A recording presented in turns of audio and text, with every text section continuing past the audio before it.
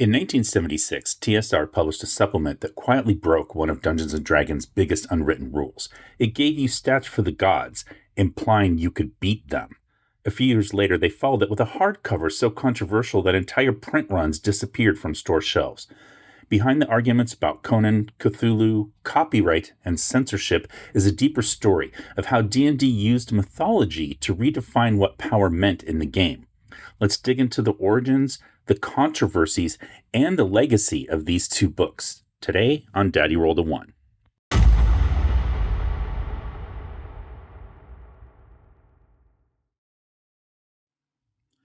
Hello there, and welcome back. I'm Martin, and this is another video on my series on the history of early tabletop role-playing games, including Dungeons & Dragons.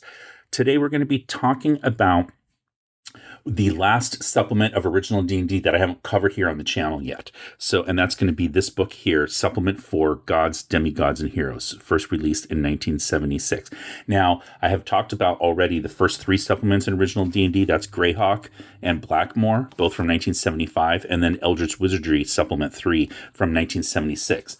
Now, I know someone out there is saying, oh, there's one more supplement for original D&D that was published. I'm going to talk about that at the end of the video. Spoiler alert, it's Swords and Spells. It is not technically, by the titling that they use, a supplement. It is just for use with, and that's why I'm not counting it as a supplement. But again, we'll get to that toward the end of the video. Okay, and then I'm also going to be covering the related book to Gods, Demigods, and Heroes, which is Deities and Demigods, the fourth hardback published for Advanced Dungeons & Dragons in 1980. Kind of a revision of, in the AD&D terms, of Gods, Demigods, and Heroes. And coincidentally enough, this is also the last AD&D hardback book that I haven't covered here in a dedicated video on the channel. I've talked about all of the other hardbacks published in the AD&D line up through Greyhawk Adventures, which was the last book published before the creation of second edition Advanced Dungeons & Dragons in 1989. And I just haven't covered Deities and Demigods. So we're going to cover all those today. So these books, both of them, really kind of created sort of these philosophical debates and a little bit of controversy that are still talked about today in the gaming community, and specifically within Dungeons and Dragons. So if you are familiar with 5e concepts, say you're coming from 5e and learning about old school D&D, so concepts like the CR scaling, the challenge rating scaling, bounded accuracy, and divine avatars, things like that, those concepts and mechanics, a lot of them are direct results of these questions and debates that came up about how to handle gods and faiths and pantheons in Dungeons and Dragons, like how to handle them mechanically, or if you should even handle them mechanically. And they had implications throughout the history of the game. And so we're going to get into that today and look at how they were originally presented, and then how that impacted design decisions that affected the play and the mechanics of Dungeons and Dragons in future editions going forward. All right, so if that kind of history is something that is interesting to you, and again, you like learning about the earlier versions of the game and where these concepts originated and how they then were changed and how they impact the way that games are played today, then please take a few seconds to like the video, double check to make sure you're subscribed to the channel, and make sure you adjust the settings on the bell icon so that YouTube will alert you when I upload new videos like this one. Okay, so let's get into Gods, Demigods, and Heroes, 1976. This is the second supplement of Dungeons & Dragons, original Dungeons & Dragons, that's going to have a full color cover. As you saw, the other one here was Eldritch Wizardry. Before that, they looked closer to the covers from the original three books for Dungeons & Dragons, just black line drawings on the kind of the parchment color cover. All right, but this is a full color cover with some Egyptian gods here. This is done by Dave Sutherland, okay? And one of the things we need to talk about is, why was this even published in the first place? It's very different from the first three supplements. So these three supplements that we just talked about, Greyhawk, Blackmoor, Eldritch Wizardry, are presenting, it says, like additional rules. These are options, new character classes, new character races, new spells, and magic items and treasures and monsters. And like, it's expanding your game. It's building upon the bones that are built there, but like within the framework, right? Like I said, new classes. It's not entirely new rules concepts for the most part. That, like, Blackmoor has like a hit location system and things like that, but it's still within that rules framework. Okay, so this one is very different. This is not really additional rules. It says additional rules, but that's a little bit of a stretch, because really what this is presenting, different pantheons for use in a game of Dungeons and Dragons. And very specifically, it's going to impact the cleric class the most. But, TSR was trying to sort of complete what they saw as being the core elements needed for a Dungeons and Dragons game prior to the first major revision of the game that's coming out, which is going to be Advanced Dungeons and Dragons. So Gary Gygax is working on that as this book gets published, as Gods, Demigods, and Heroes gets published in 1976. So he's already started working on that. And, for context, also, Gods, Demigods, and Heroes would have been started probably a year prior. So I would say, 1975 at the latest is when the two authors here, which is going to be Rob Kuntz and James Ward, are going to be working on this. So, again, where does this idea come from? Well, they're looking to codify mythic level play that was happening in the games that were taking place in Lake Geneva. So one of the things that we know is that Rob Kuntz had a campaign, and usually people call it like the third D&D campaign. So if you think of like Blackmoor sort of being the first, even though it predates D&D, a lot of people say Blackmoor's the first D&D campaign. I'd say it's the first fantasy campaign for sure. I'd quibble about calling it a D&D campaign since it predates, but that's semantics. Greyhawk then, of course, is going to be the second, right? Again, Greyhawk also predates D&D because Greyhawk was Gary Gygax's sort of beta test using the Blackmoor rules, or the Blackmoor games that he had been introduced to from Dave Arneson, and kind of tweaking it to get it to a point where he could start writing rules, right? Well, Rob Kuntz is running a campaign as well right after that, after he gets exposed, called, I'm going to say Kalibruhn. I'm not sure if it's Kalibruhn, how Rob pronounces it. I've never heard it said out loud. But that's his campaign. And so people say that like that's the third, sort of D&D campaign. So again, and it's predating the publication of the game. But Rob uses a lot of different kind of like higher level mythic encounter type things in his Kalibruhn games. So he talks about when he was creating Kalibruhn, he did it, he says, from the top down. So that's kind of like a quote. It's like, so very different than how Greyhawk was put together. He says he kind of didn't use a lot of what he calls the sort of generic or the generalized fantasy role-playing things that you see in the Greyhawk system, but instead he was presenting all new monsters, new magic, new spells, like adding, new like different spellcasting classes, and expanding the ranges and types of things like that, the cultural aspects for them, flora and fauna. And he specifically says deities, which is not really something that you hear either Dave Arneson or Gary Gygax talking about that much within the context of their Blackmoor and Greyhawk games. I'm not saying they didn't talk about it, but Rob Kuntz goes out of his way to like specifically say that he was including deities when he was doing this. So he's saying that he was like sort of integrating content at, holistic levels rather than mashing up generic elements. So he was making it, from the top down again, so that it made sense, within his world that he was creating, this world of Kalibruhn.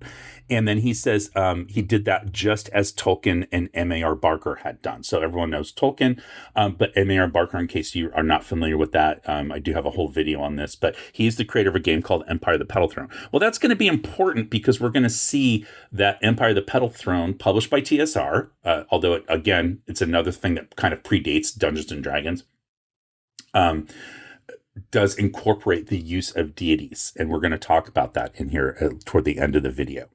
Okay, but all of this is being done, 1972, 1973, again, prior to the creation and the publication of Dungeons and Dragons. So deities are important to Rob Kuntz, so it makes sense. So people have said, I've seen this, and I can't verify this. I didn't get a chance to ask Rob Kuntz. He is available, and I just, I was running late and I didn't have time to ask. People said that the idea for this book was Rob Kuntz's idea. So it was his idea, and then James Ward was brought in to help because James Ward at this point is now an English and history teacher, and he had a pretty decent knowledge of mythology. And so bringing him on was going to help kind of like expand and add details that maybe Rob Kuntz didn't have or whatever. Plus, just having two people is going to help it get out quicker, right? Because you've got more people working on it. So Rob Kuntz, again, as a reminder, was a co-DM of Greyhawk, but a lot of what he was co-DMing in Greyhawk are things that he originally was DMing in his home campaign of Kalibruhn. So they kind of get a little bit intertwined. At a certain point, it kind of starts to get difficult to tell, like, was it originally created for Greyhawk or for Kalibruhn? And then James Ward at this point is not an employee of TSR. He's just someone who's kind of helping out. So this is going to be one of his first big things that he works on, in addition to also the game Metamorphosis Alpha is going to be published the same year, 1976. Okay, so now, in other writings, however, James Ward says, no, it was his idea, like his meaning it's Ward's idea, and that he says he suggested this D&D supplement to Gary Gygax, and that it was published, and it presented gods and heroes for D&D. In those days, there was no Google or internet research features, and so I had to do a great deal of library research to get the book done. He says, I used the Golden Bough for a great deal of the legendary treatment. I read all of the novels of the authors mentioned in the book. The concept was a first attempt at combining gods into the game, and it sold well. So that's quotes from James Ward. He wrote that on, I forget which message board it is. I'll throw it up here on the screen. But I found, he passed away last year, unfortunately. But he was also very active on message boards to kind of like make sure that the record was being set straight and also that things weren't being forgotten. So a person that would like go onto message boards and answer questions and things like that. So you have this kind of genesis of this idea of whether it's Rob Kuntz's idea or James Ward's idea. It seems like one or the other, or maybe both of them, approached Gygax and said, we want to publish this book and write this book. And Gygax agrees to this. Okay. So, and again, it's because they did have higher level play, and not the levels that people are going to end up talking about, and we'll address that in a second here, but they wanted to show that there was higher level play available, and that was kind of how they were playing in Lake Geneva. So Gary Gygax is going to write a article in Dragon Magazine issue number 97. So this is going to come much later. This is like the mid 80s at this point. So it's well past the fact. But he talks about this idea. He says the Advanced Dungeons and Dragons game is a role-playing game. This must be stressed, for too often the play of the game tends toward combat and questing. To allow this sort of activity to predominate is to lose sight of the greatest pleasures of the ongoing game: character interaction, meetings with intelligence monsters, and dealing with deities. So that's one of the three things he says is the most important thing that's going to happen in the game. And he says, when one considers it, this role-playing purpose is why deities are included in the game to begin with.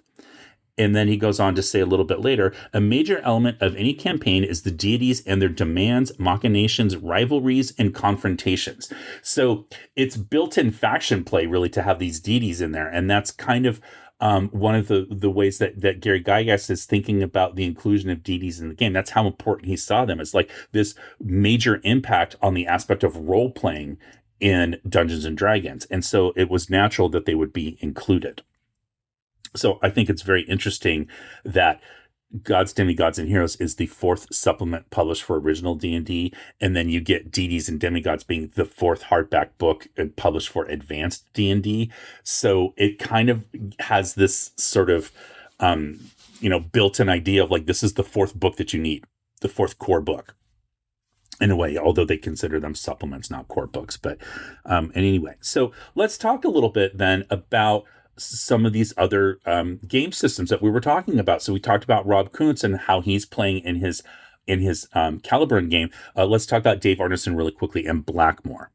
So this is First Fantasy Campaign, published in 1977 by Judges Guild, but this is essentially Dave Arneson's notes on how he ran Blackmoor. It's not super well organized, but basically the way that Dave approached concepts in his campaign of Blackmoor is that he was constantly accepting and integrating ideas from other people, usually other players, that were creating things that were going to be specific to their characters that they were playing in the game.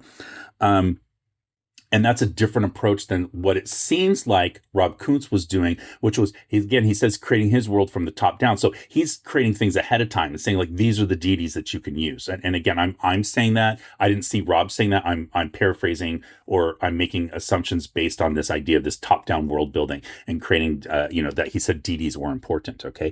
But Dave Arnestein seems to be doing it in the reverse, which is if it comes up, let's figure out how to put this into the game. That's a little bit more how I run things now. I used to do the Kuntz method. I used to like do all this detail ahead of time, and I'd write like big campaign documents that I'd send to my players and say like, this is what's going on. Here's all the religions in the world and everything that you can pick from. And here's all the nations and all that kind of stuff. And of course, nobody read that. Nobody read it except me. And that started to get really frustrating, like the second or third time that would happen. And so I realized like in my daughter's game, it's just the barest sketch. So I would give them like bullet points, and I'd say like, and I used more descriptive god names rather than like an actual name. So I'd say like, oh, the wandering whatever, or like the guy on the far horizon, whatever it was, right?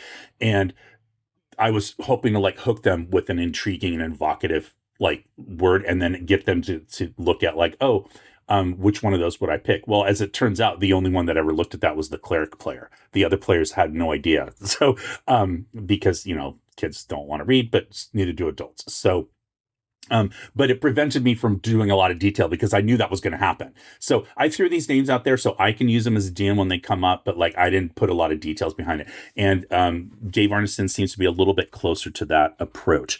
But so as an example, we have the character of the bishop here. This is a section of First Fantasy Campaign where Dave Arneson kind of talks about some of the famous characters. We've talked about the bishop before. This is Bishop Carr, played by Mike Carr, who, again, I got a chance to meet in the interview at DaveCon back in 2024, which would also remind me, if you get a chance to go to DaveCon, I think it happens in April every year in Minneapolis, definitely put that on your list, because it's kind of celebrating like the three main Daves, which is Wesley, Arneson, and McGarry.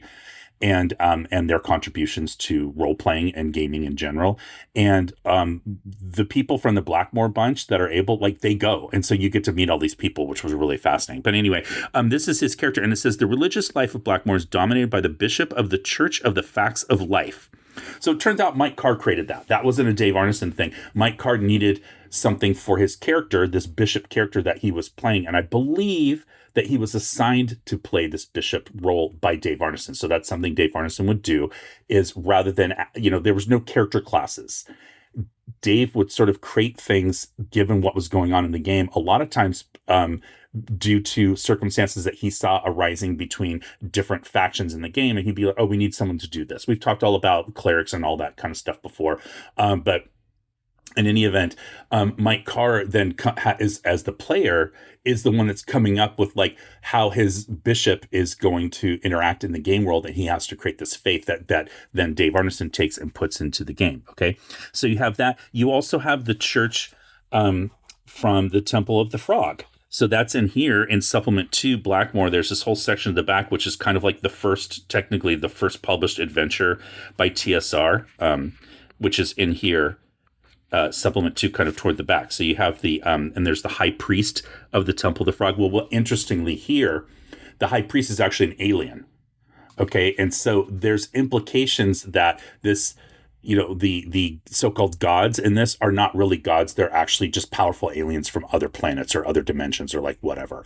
And that's going to be expanded upon in like the City of the Gods that's included in Dave Arneson's Blackmoor, which is eventually going to be published as an adventure in the mid-'80s for the Dungeons and Dragons, like not advanced Dungeons and Dragons, but the regular Dungeons and Dragons non-advanced version in like around 1985, I think, 84, 85.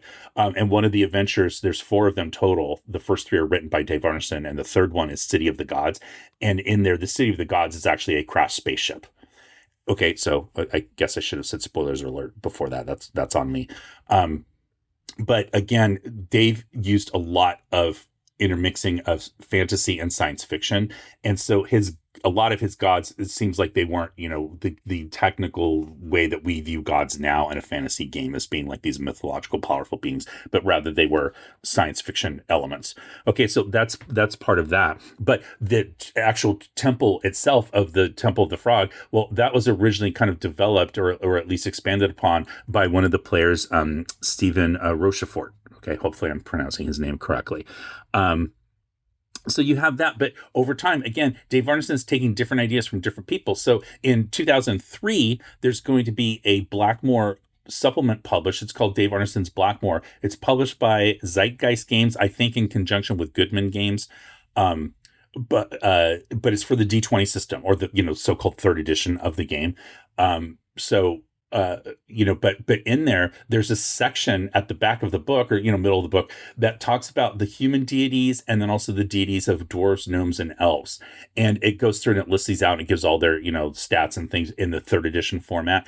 And those are things that like don't really exist in print in as far as things I'm aware of in Dave Arneson's Blackmoor. So my understanding is that a lot of that material is just developed over the years by people that Dave Arneson either was working with or were playing in his games and things like that. And those ideas developed from that. It wasn't like Dave Arneson had a strict system of deities for his game and put him in there. Okay. So I'm just trying to give you some background here so you can understand what people were looking at when you get to this book being published in 1976. So let's look at what's in this book. Okay, so what we get are 10 pantheons, and they are a combination of mythological and fictional, but also, I guess you could use the word real world pantheons, and that's a thing that we'll talk about very, very briefly. But you're going to get stats, but you're also going to get magic items. There's going to be monsters. You're going to get the starting development of some divine hierarchies, like how these different deities relate to one another within their pantheon in terms of their power levels. And you're not going to get a mention of any like multiverse or anything like that. But it is going to mention a few places where gods live, such as like Asgard for the Norse gods. And that is going to have an impact later on as Gary Gygax is developing what eventually is going to be called the Great Wheel of the D&D cosmology. So I do have videos where I talk about where the cosmology in D&D came from. Some of the earlier videos on the channel. So you can refer to that. I'll put links up here you can see in the upper right-hand corner. But where you can find out a little bit more about where this cosmology developed. But a lot of the very, very early ideas are going to come from Gods, Demigods, and Heroes. Okay, but what's interesting is that before this book, you have the cleric class in original Dungeons and Dragons. It's one of the 3 original classes. But there's no mention of any gods or anything like that or deities that they can worship. So the write-up is very sparse. We've seen that before. If you've watched the channel, original D&D is very vague. It doesn't give a lot of details. But the way it presents the cleric class, it sort of comes across as like this pseudo medieval Catholic monotheistic type of framework church that the cleric would be operating in. And then later on, when they try to equate the cleric and say, oh, it's inspired by like the warrior monks, like the Templars and Hospitallers, well, that's kind of adding to that idea of like sort of thinking of them as being monotheistic in nature. It talks about tithing, things that we associate with that kind of faith and traditions. But Gods, Demigods, and Heroes is going to make it more polytheistic. It's going to add polytheism in here. And it's going to start to set the definition for how gods and pantheons are described. That's going to shape the future of D&D for the next 5 decades. Okay, so what are the pantheons that we're going to see in here? Well, we're going to see, one of the things I don't like about this book is that there's no table of contents and there's no index. So you never know where to turn to find these. So it's going to have Egyptian mythology. It's going to come first. So that's the other thing. These aren't in any kind of alphabetical order or anything. It just sort of seems like, as they wrote it, they just put it in here. And then next up is, and there's like no page separate. There's this tiny little illustration, which that's the other thing in this book. The interior art in here is very, very sparse. And it's mostly going to come from like public domain stuff. It's so like this is, I guess it's intended to be a separation between the Egyptian and the next set of gods, which is the gods of India, which is, I know James Ward studied mythology. A lot of these are part of like Hinduism, but not all of them. And so there's this kind of like intermixture. It gets a little complicated, and there's some people have issues with that, which I completely understand. I'm not going to get into that here because I'm not qualified to discuss that. But just to be aware of that, that's how this is kind of presented in here. Okay, so then we're going to get, it's a pretty long section actually. It keeps going on. Then you're going to get to Greek mythology. And again, you're not going to get any kind of separation. I guess you have this little drawing here of this elephant. All right, so then we get into the Greek section, and then we're going to get to the Celtic mythos. Now, randomly, as you notice, the Celtic mythos gets this completely different treatment in terms of like the header. It's much bigger than previous ones. And then you get this, very stylized kind of page break to separate the two. So here you have your Celtic mythos. Okay, but then you get to the Norse gods, and look, we're back to like the normal size font. Like it's so easy to flip past this, if you didn't catch it. Like, and there's none of those separation things, so that you know that you're getting into a new one. Okay, so that's Norse, and then you're going to get, and Norse is very long. I think it's the longest section in the entire book. Okay. So it keeps going, and then you have your final note on Norse mythology, and then you get into Finnish. The Finnish section is also pretty long as well. All right, so that keeps going there, and then you're going to get this section here. There's a little separation, and then you get Robert E. Howard's Hyboria. So the first of two fictional pantheons that's going to be in here. Okay. Let's just look at this one really quickly and what it says. And it says, Conan's world is very real, and that Robert E. Howard went to great lengths to limit his magic and sorcery to firm up the believability of his stories. The gods of his world are of many types and go from one extreme to the next in working or leaving alone mankind. I think it's supposed to say in working with or leaving alone mankind. But James Ward was a big fan of the Conan stories, and my understanding is that's basically the reason, the rationale for why that was included in the book. Okay, so there you have your section on Conan, and again, probably longer than you would have thought it would have been. All right, and then you have Elric and the Manibene storyline. Now, there's no explanation here of what this is. Like pretty much all the other ones get some form of explanation of what that pantheon is. It just like launches into it. So this is, at the time, the expectation would have been, if you're reading this, you know exactly what this is referring to. This is, the Michael Moorcock stories of Elric and Manibene and all that kind of stuff. But if you hadn't read those and you saw this, I don't know that you would know what that is. Because it's not detailed. Again, the assumptions that they make about who's reading this and what their level of knowledge is about this kind of stuff is really interesting in these early books. Okay, so we have all of that there. Again, kind of a longer section than you might have thought it would have been. And then no page break, and then we get to the Mexican and Central American Indian mythology. Okay, so here's that section. And, see, these page breaks. So that was only 2 pages. And then you get to what they call Eastern mythology. And then it says the mythology of the Far East is varied and colorful, and dealing with it, the concepts of yin and yang must be defined. These are the Chinese equivalents of bad and good. These opposites are almost beings in themselves and move all gods and creatures in a war for supremacy. In using Eastern gods, one should always think of them as not lawful or chaotic, but as having good yang or bad yin. And so it says Eastern. What he's really referring to here are the deities from China. Okay, so that's that whole section. And then you have this fun picture here, but again, this is like public domain art. That's Odin. And that's it.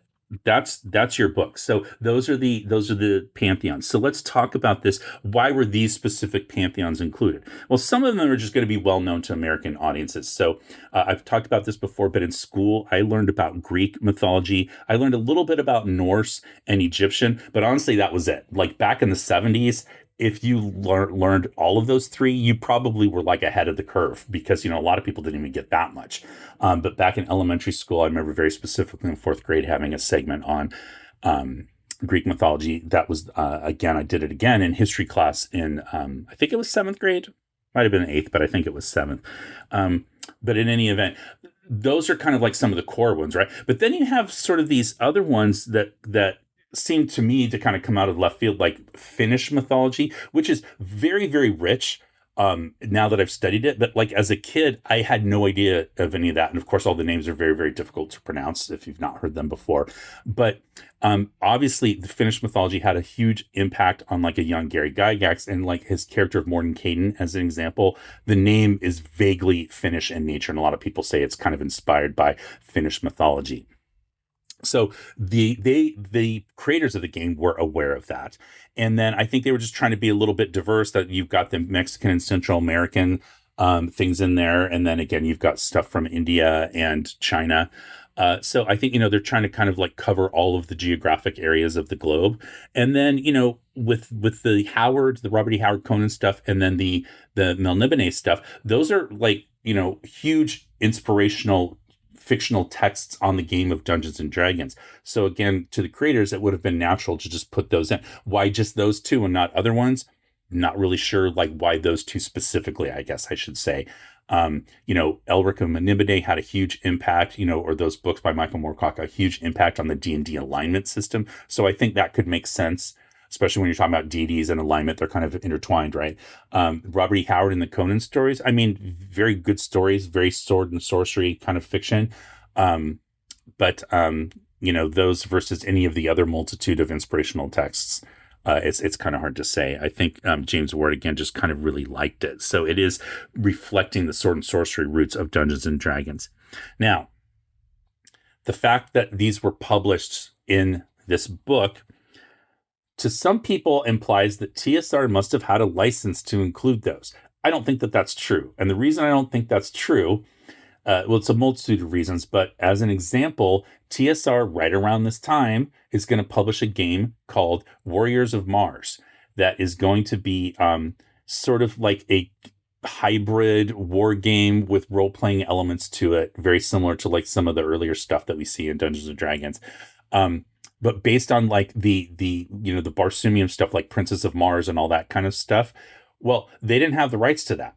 And so that is one of the most expensive books that, like, if you find a hard copy online for sale, because it was pulled pretty quickly and they've never been able to reprint it, or the rules in there, because they published it without any kind of permission. It was sort of like, I want to say they were approaching a lot of these things with sort of like a, do it first and ask for permission later kind of thing.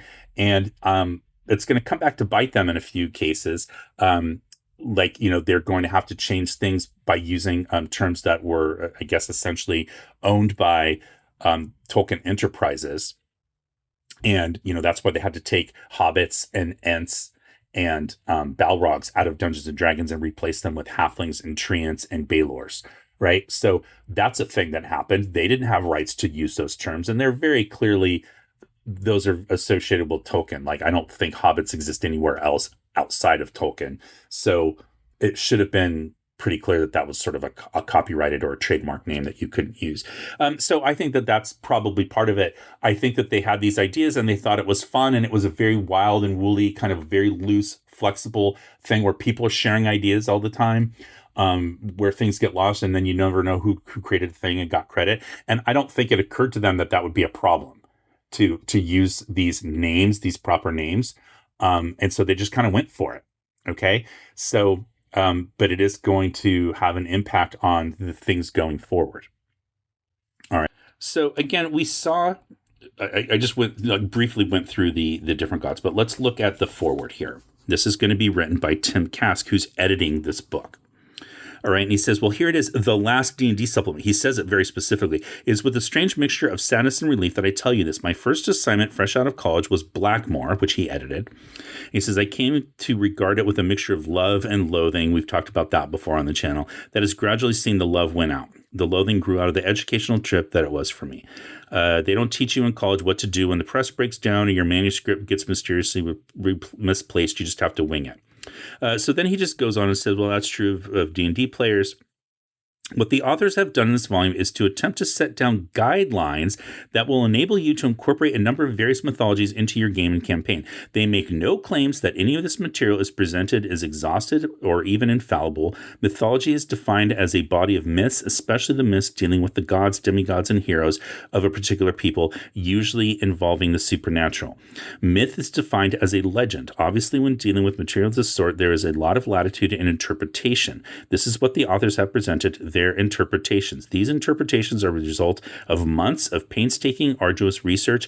As earlier defined, mythology is legend, and hundreds of volumes have been printed, each with its own interpretation.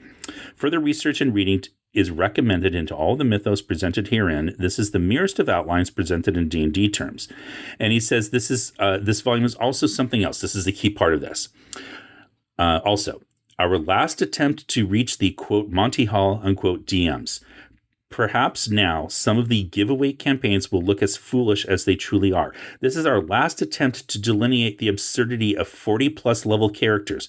When Odin the All-Father has only, and then he puts a question mark, only 300 hit points, who can take a 44th level lord seriously? This volume does not herald the end of new D&D material. There will always be new material. 'Tis the nature of the beastie.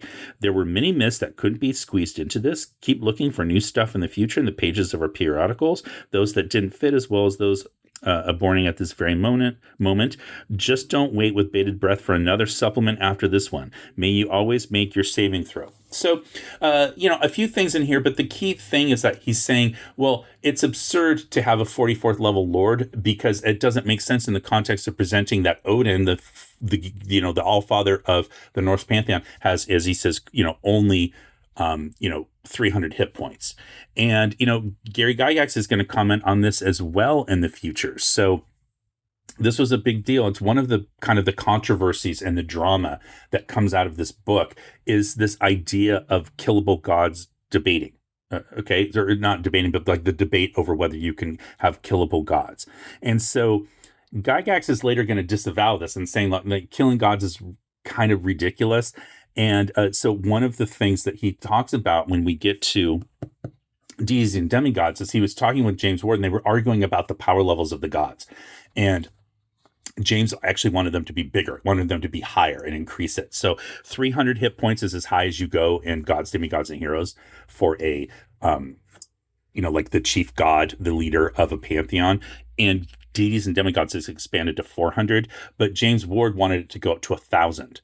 And Gary Gygax said, no, cap it at 400. And the argument was that Gary Gygax says it doesn't matter if they're killed on the prime material plane because they're not really dead. They will just reform on their home plane, after a little bit, and they'll be, right as rain. So the idea of needing to increase their hit points was sort of irrelevant because they have these abilities beyond like normal people. So the hit points kind of doesn't really make sense. And so that was kind of how Gary's going to approach it later. But one of the difficulties that comes out of this idea is that these gods in here, these deities, have stats. So if we look at, let's look at Thoth, God of Knowledge. So it gives you an armor class, it gives you hit points, it gives you a move rating, it tells you what level fighter they are, their fighting capability as if they're a 15th level fighter. It gives them psionic ability and tells you what that is, and psionics, again, coming out of Eldritch Wizardry, Supplement 3. And then it talks a little bit about like how they are going to work in the game. Like, Piers is a man with a head of an ibis. But let's look at an example here. How about Set? So this is Set, God of Evil in the Night. And it says, he can shape change, make all light turn to darkness, and call in 2 to 200 minions of Set. He enters battle with a Javelin of Darkness. This night black shaft has a +4 hitting ability and does 9 to 90 points of damage. So it's telling you how he was going to fight in combat, which is sort of not relevant because if the DM is going to have deities fight each other, the DM's probably doing that for a reason that makes sense in the story, and he's not going to play it out because nobody's playing those deities. There's no reason to roll dice. The DM's just going to figure out who won. So giving these stats and saying, oh, he has this javelin that does 9 to 90 points of damage is immediately starting to get players who are reading this thinking, I could take 90 points. If I got hit, I could take up to 90 points of damage and I'd still be fine. And I could fight back kind of thing. It's creating this sort of implication that because they're telling you how these deities behave in combat, they're probably going to be in combat. And then who are they going to be fighting against? Player characters, because who else would they be fighting against? So, I think it does kind of start this slippery slope. And it's one of the things that a lot of people don't like about this book is how these gods are presented. They're all presented the same way. It's always armor class, move, hit points, magic ability, fighter ability, and psionic ability. And then in the write-up, if they are kind of known for combat, like Thoth, God of Knowledge, probably not so much, but the ones that would be a little bit more combat focused, it's going to tell you exactly what they would do in combat. They can summon this thing, they can cast these spells, their weapon does this much damage, this kind of thing. And again, it's a complete change. It doesn't really support what Tim Kask is saying up here in the beginning, which is that, oh, well, this should help you to show that your high-level campaigns are ridiculous. Well, because you'd want to be high-level so that you can come kill these gods. It's kind of like how it comes across, all right? I'm sure not everybody used it that way, but I bet the majority of the people did, because it's being presented in a manner so that you know exactly what you need to do. You know how many hit points they have, so you know how much damage you have to do to kill them. So, it starts to get players asking questions. This is, again, part of the controversy of this book of like, how can my 20th level character kill a god? That doesn't make sense. Does that make my character a god? How does that work, right? And then it's going to change, and it's going to impact over time how D&D is going to make this shift. And they're going to start turning away from having stats for gods and saying like, oh, you're actually dealing with the god's avatar, so not the god itself, right? Or the god, if it interacts with you, like such as like through a spell like commune, you're not, it's just a voice. Like the god's not going to show up where you could try to kill it, right? It's more on a theoretical basis. It's more abstract. And so those changes are going to be things that are going to happen later in Dungeons and Dragons. And it's all coming back to this original presentation and some of the issues with it. Okay, so, but, a lot of times it's going to tell you, like, it doesn't give a lot of detail. So, like, if we look here at Bast, the cat goddess.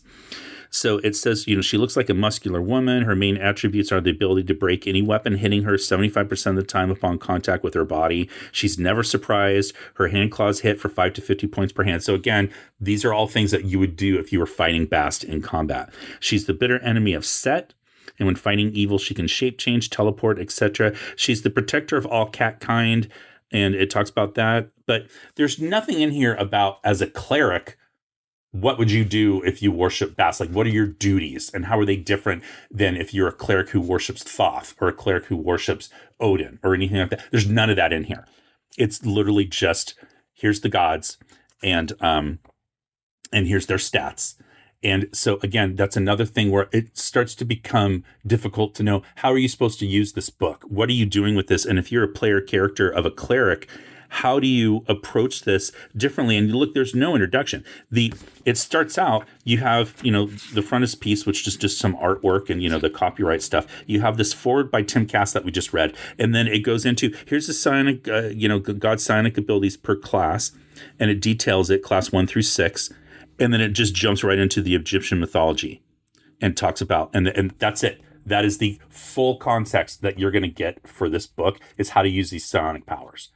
So, very, very indicative of early D&D design, especially stuff not written by Gary Gygax. Gary liked to overwrite, but he was still very vague. This one has very limited organization. And again, it provides no context for what you're supposed to do with this book. So it makes sense that people would just go, yeah, I guess I can kill these gods. Because also the gods are intermixed with, creature like monsters, right? So you have Zeus listed here, and then right under you have a white eagle. Well, that's a monster. And see, because you can tell the stat block's different, but it goes back and forth. There's no like separation usually. So there are some fun monsters in here. Nothing that really has any legs as far as like getting further into D&D down the line. But again, they're not really differentiating between monsters versus gods. Again, there's also magic items in here, which are there's some fun ones as well that you can look at. Okay, but I think the reception of this was a little bit mixed. So it did sell well, from what I understand. James Ward said it sold well, so that makes sense. I think this is during that time period where like people are just buying everything coming out for D&D because, they were obsessed with it. So, if you're a gamer, I'm sure you know what I'm talking about. When new things come out, you get really excited, right? So, I think that like the people currently playing D&D did like it. My understanding is that some of the old guard at D&D didn't like it as much, like, like the earlier people. And some DMs are going to feel like it breaks the game, and you can see that because again, it's trying to put D&D mechanics that were designed to identify how powerful monsters or characters could be and use those exact same mechanics to say this is how powerful these gods can be.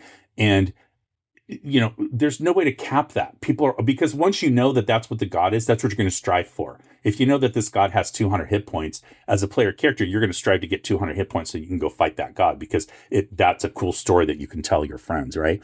So that's kind of like the look at this particular publication. I'm not going to go god by god and through here. But again, there's some kind of interesting stuff that you can get out of here. So if you're playing a current game, maybe you're playing an OSR game, you're playing 5e, you're playing Shadow Dark, whatever it is, what can you take from this game and apply to your games? Well, there's some pretty cool magic items, like I said, that you can look at, and they're specific to those cultures like Norse or Greek or things like that. So if you're trying to model that type of culture in your game, you can get some ideas in here for how to include some of those magic items and help evoke that kind of culture in your campaigns. There's some kind of heroic NPC ideas that you can take from here. Like, it's called Gods, Demigods, and Heroes. The heroes kind of get short shrift in this one. But there are heroes here that aren't quite gods, and you can kind of use those as like high level NPCs that your characters can interact with. And in that case, I think that's okay because they're supposed to kind of be more based within the realm of like player character abilities.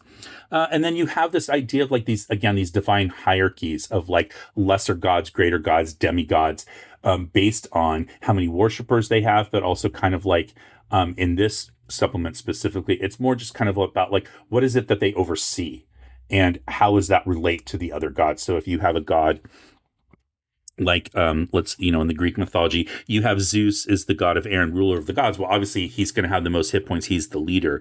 But then you have Poseidon, god of the sea. Well, that's a pretty big deal, of all the sea. And then you have Hades, god of the underworld, also a pretty big deal.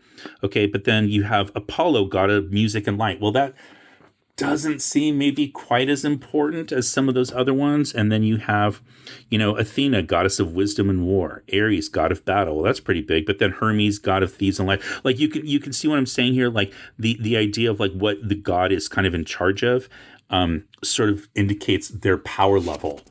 Because certain things are broader in scope, and then would indicate that they would be more powerful because they're overseeing a larger thing. Okay, so hopefully that kind of makes sense with that. But I do think that there's some kind of good ideas that you can get out of here.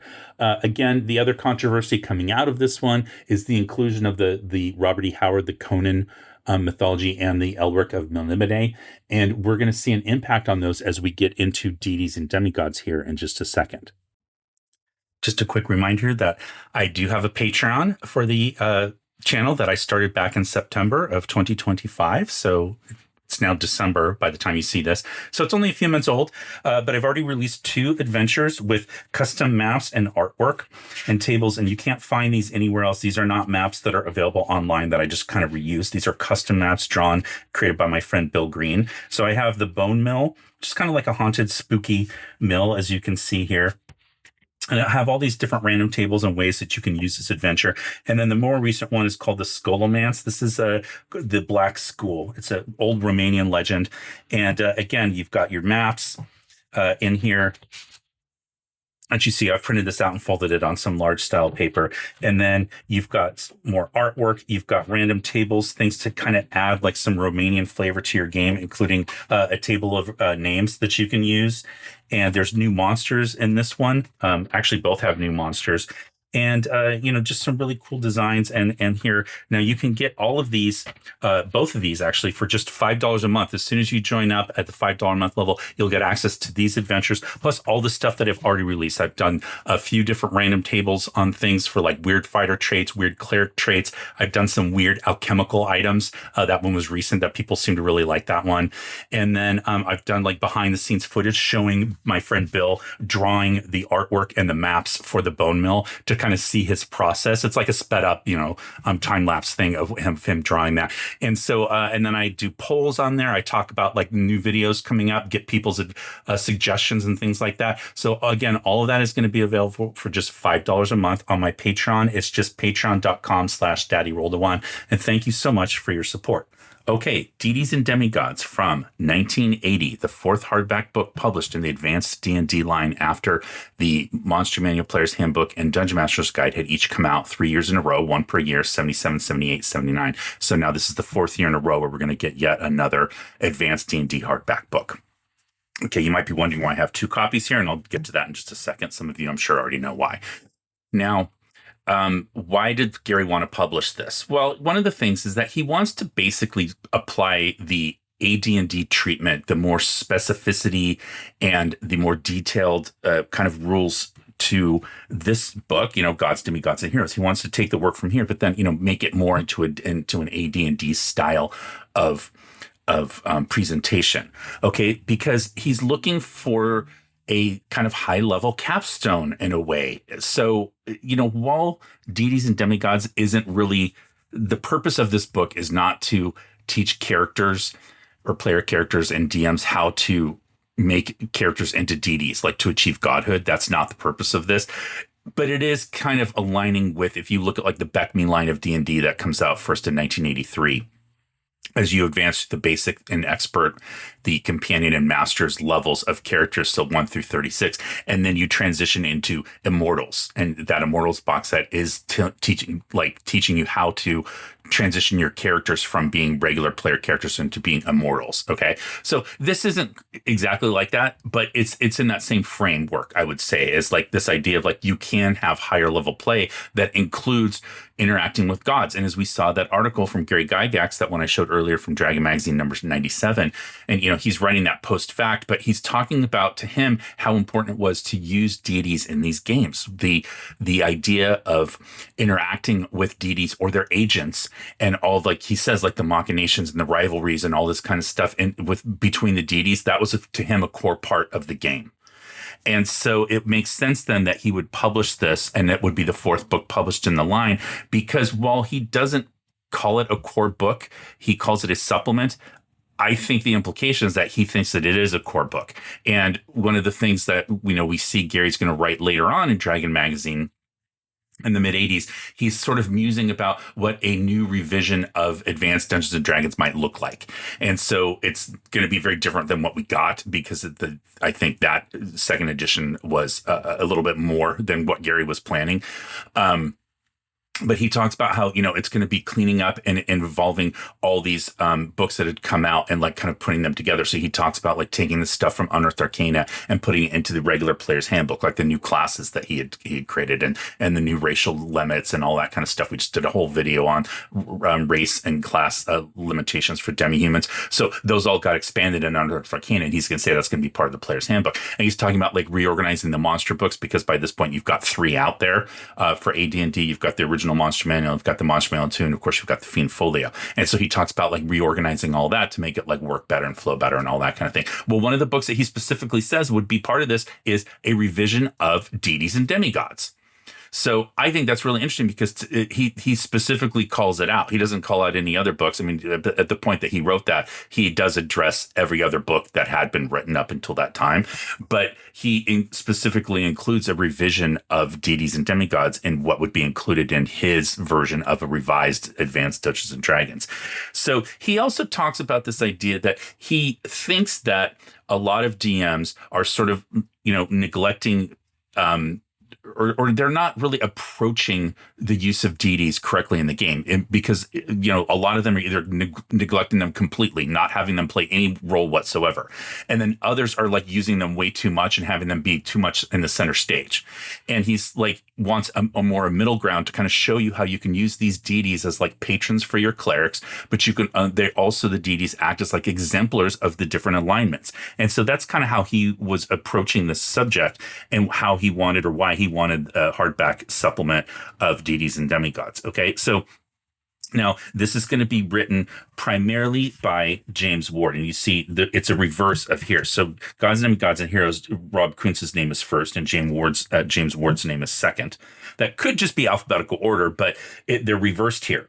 And you see James Ward's name is first, and so the implication is that he's doing the majority of the work here. And he says that in those on EN World I talked about earlier, where he was writing about like his history and memories of working on this book. And he basically says Rob was supposed to co-author it with him, but was busy on other projects. And so James Ward takes the majority of the writing for himself. So I think that's interesting. It's a very polite way of saying, well, Rob Kuntz left TSR in 1977. And what I've read, I don't have confirmation of this, but I've seen it in a few different places, although they could be referencing each other. But is that Rob left TSR because he wanted a bigger creative role. He wasn't really part of the design team, and that's what he really wanted to do. And so after not getting that, he eventually is going to leave TSR. So again, I don't have confirmation from Rob himself or anything like that. This is all stuff I've read secondhand. But we do know that Rob is not at TSR during this time period. He is going to return to TSR in the 80s and work with Gary on a lot of stuff, primarily Greyhawk things. Okay. So that's part of the thing that's going to happen to make this book sort of come together. Now, another reason that Gary wants to put this out is because you have to remember, in Gary Gygax's mind, and in TSR's mind in general, Advanced Dungeons and Dragons is sort of intended to be like the Cadillac of role-playing games. Dungeons and Dragons was first and kind of created the genre. And then you have all these people sort of following along. But every time they come along, at least during this time period, the first, say, decade, maybe not quite, mostly what people are doing is riffing off of what's been done in D&D and then changing it up. So like even Traveler, that's a skill-based system instead of class-based, but it still has a box set with 3 little digest-sized books, right? Because that was the kind of like the standard. Other people aren't always doing the digest-sized books, but Advanced D&D is the first role-playing game that's going to publish a hardback book. So they came out hard with that monster manual and basically stake a claim that, like, we're the people that can do this. And the thing was, they were at the time, because printing those types of books and publishing them is very, very expensive. And most of these smaller companies that were publishing other, competitive role-playing games, they didn't have that kind of capital. And they couldn't raise that kind of money to get these hardback books published. So Gary really thinks of Advanced D&D as sort of being like this pinnacle and the example of the best that TSR has to offer as a role-playing game. But what's happening is other companies are starting to kind of catch up and make their own claims. And so one of the things that's going to come out, you have RuneQuest in 1978, published by Chaosium. Okay, and it's a competitive role-playing game to Dungeons and Dragons. It's a fantasy game that using a very different system. But in 1979, they're going to publish a supplement for RuneQuest called the Cults of Prax. And it contains like 15 different cults with details on how to use that cult in your game. And the details are things that are going to affect your player characters, which is something, as we talked about, that Gods, Demigods, and Heroes does not have. This doesn't really have anything to help you as a player character understand what your role is if you worship one of these gods. Okay, it does tell you how the gods are going to fight if they get into battle, but it doesn't tell you how it's going to affect your player characters. So Cults of Prax comes out and it gets a lot of really good reviews. It gets a lot of good press. And one of the articles, I'm going to paraphrase here, but I remember reading that one of the reviewers basically said that Cults of Prax essentially makes TSR look like TSR is the magician to Chaosium's Gandalf. Like magician meaning like street magician, or like, low level. And then Chaosium's like the Gandalf. Like that was the difference in quality, what they were seeing with this Cults of Prax supplement. And so, well, that's not going to stand with Gary. He's not going to like that. So, that's another thing is, okay, you're going to do Cults of Prax. Look at us. We're going to put out a hardback book of all these pantheons. and with detail. And we're going to have more. We're going to have 17, not 15. And there's going to be much more detail in here. So that's really some of the background behind why this particular book is published. I know it might just seem natural. It's like, oh, you already have this book, so of course you turn it into a hardback book. But it's more than that. It's a bigger deal because you have to understand the thought process going into, do we want to spend money to publish a hardback book of deities when we already have a book out there that will essentially work, right? So what you have in this book, and I'm going to start with this one that has the 17 pantheons, as it says here. Okay, so you have 9 pantheons that are sort of folkloric or mythological. Okay, so you have American Indian, Babylonian, Celtic, Central American, Egyptian, Finnish, Greek, Norse, and Sumerian. So historical mythology. Okay, from the real world, from Earth. Okay, then you have 3 fictional pantheons in here. So you have Cthulhu, you have Melnibone, so we're going to see that returning after having been in Gods, Demigods, and Heroes. Okay, and you also have Netwan. I'm not ever sure if I'm pronouncing that correctly. This is the Fafhrd and the Grey Mouser stuff. So that is in this book. So that's a new fictional one, as is Cthulhu. Cthulhu is a new fictional one in here. Now, the Cthulhu stuff in here is actually going to be based on an article that Rob Kuntz wrote with Tom Moldvay that was published in Dragon Magazine. And if you've watched my History of Dragon Magazine series, I forget exactly which issue it is, but in one of those videos, I talk about that article where they go through and basically provide stats similar to the format used in Gods, Demigods, and Heroes, but for the Cthulhu mythos. And that article is the basis for including the Cthulhu mythos in this particular book here. Okay, so you have those 3. So that's 12. You've got the 9 kind of historical mythological. Then you've got the 3 fictional. Then you have, faiths that are still practiced in modern day. So you have Chinese, Japanese, and Indian or Hindu, and those are included in here. And much like the Indian ones in Gods, Demigods, and Heroes, there is a little bit of controversy with some folks about the inclusion of, again, providing stats to things that people feel very spiritual about even today in 2025. And again, I'm not qualified to talk about that, so I'm not going to get into it any more than that, other than to just say that, again, I do understand that. So that's in there. So that's 3 more. So now we're up to 15. And then you're going to have Arthurian. So Arthurian folklore, mythology, legends, whatever you want to call that. It's not really a pantheon. So it's a little bit of an outlier to me. But there's a whole section here, Arthur, like King Arthur and the Knights of Camelot. There's a whole section on that. And then you have the non-human deities that are in here. So that is a big deal in here because this is the first time that we're seeing non-human deities detailed in Dungeons and Dragons. And the ones that appear in here are ones that are going to continue to appear throughout the history of the game and even in 2025. So we'll talk about those when we get there. But there are certain gods, like say in the Forgotten Realms, if you're a Forgotten Realms player, well, those gods that you're familiar with, they actually debut right here in this book as a creation of James Ward, okay, and Rob Kuntz. Okay, so that's what you have in here. But you also have things like new magic items. You have monster variants. You have some early planar cosmology seeds that are being planted in here, and expanding things that we'd seen from articles that Gary Gygax had written in Dragon Magazine, and put a little bit in the appendix of one of the appendices in the Player's Handbook. Okay, and then you have some other fun things here in the front. We talked about how, one of the things that we're going to see in here is that James Ward wanted to cap the head deity, the chief deity, the leader of a pantheon at 1,000 hit points. And Gary Gygax is going to tell him no. It's going to be capped at 400. And so we're going to see an increase because as you saw, Gods, Demigods, and Heroes, the cap was 300. It's going to be increased to 400 in here. But again, Gary's reasoning for doing that is that he tells James Ward that, it doesn't really matter because if you kill a deity on the prime material plane, they're not dead. They're just going to reform on their home plane and they're going to be fine. So making 1,000 hit points 400, like who cares, right? But that's going to, inspired James Ward to create some other things that we're going to see back here and in the back of the book. Okay, so let's go through and look at some of the other stuff that is in here. Quick reminder, if you'd like to support Daddy Roll to One, there are multiple ways to do so. First, you can become a super fan right here on YouTube. Just hit that heart icon with the $sign in it and join this list of really fine folks who have contributed to the channel every time I post a new video to thank me for the time and effort that goes into researching, recording, and editing my videos.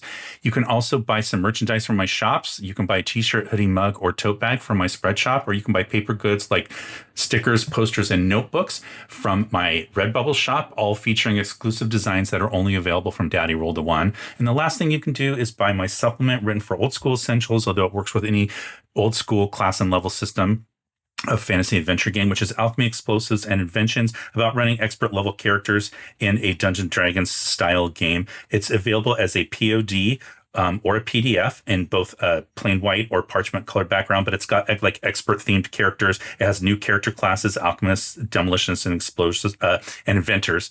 And it also has like different character concepts like relic hunters and saboteurs, that kind of thing. It's got dozens of random tables. There's a 3-story guild hall with maps and secrets, NPCs, adventure hooks, all that kind of stuff. So all that is available at DriveThruRPG. Links down in the show notes below. And thank you so much for your support.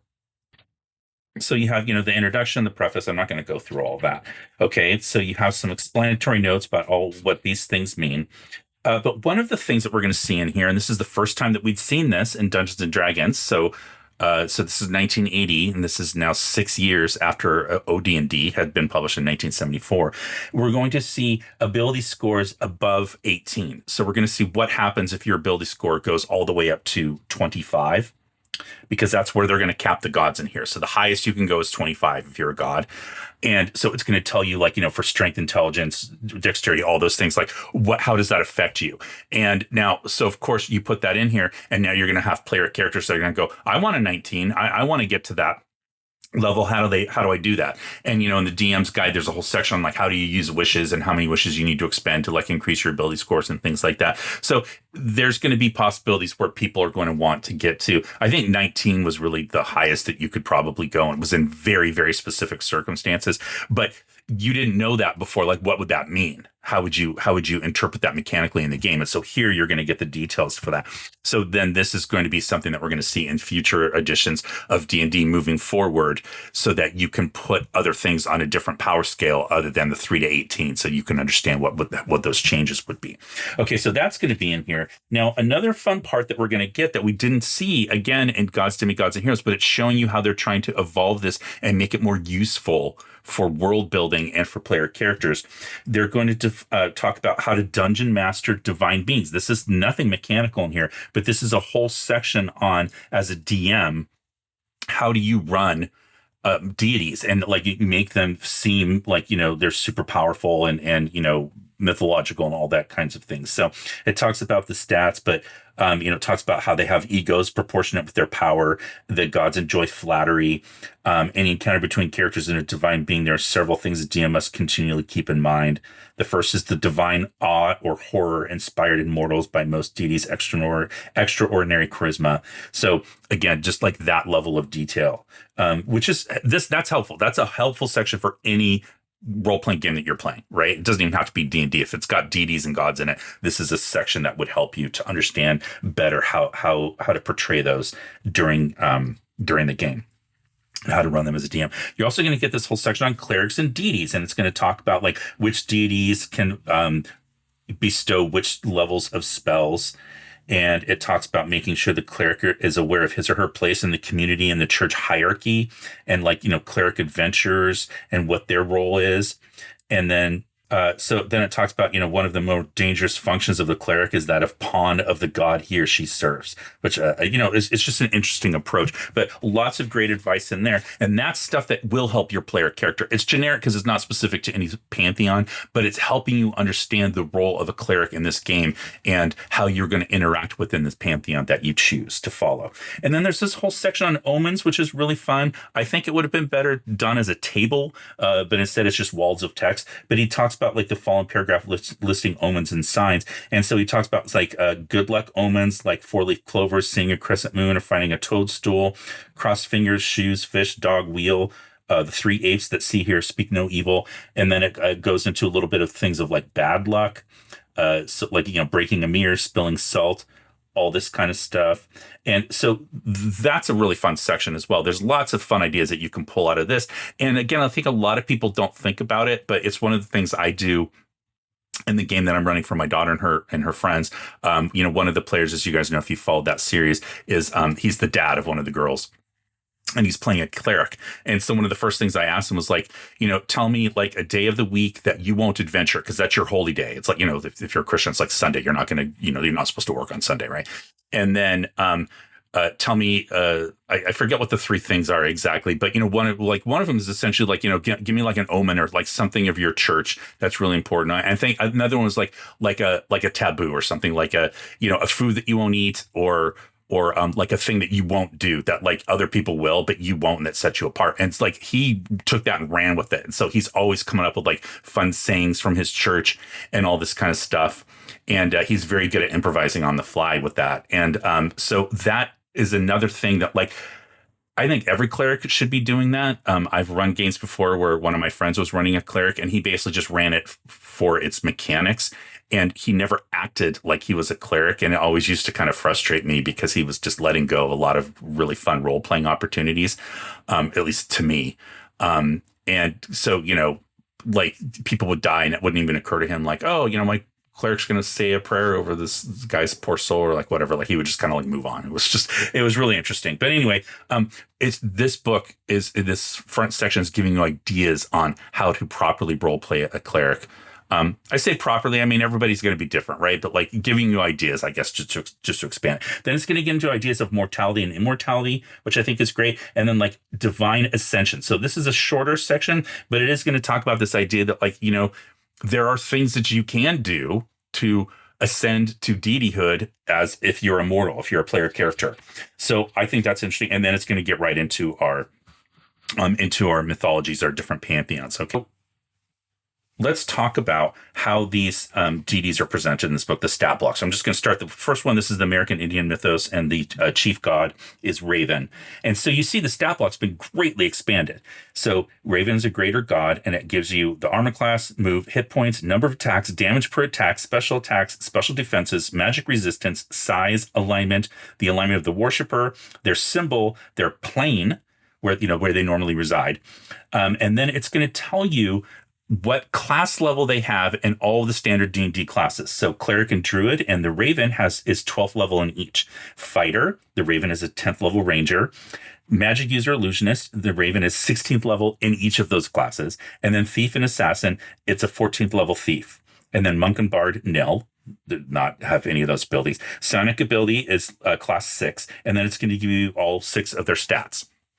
So much more expanded, but it's still rooted in this idea of like, you now know the specifics of like what this god can and can't do based on the class levels that it has, how many hit points it has, what its ability scores are. So you could, in theory, play this as a player character and know exactly the rules that you'd have to follow and what you are capable of doing during your turn if you were to play this. And so again, it's continuing, I think, the flaw from Gods, Demigods, and Heroes, which is putting stats on gods, because the immediate implication is now as a player character, I know exactly how to kill this thing because I know what it is capable of doing and I know what it can't do.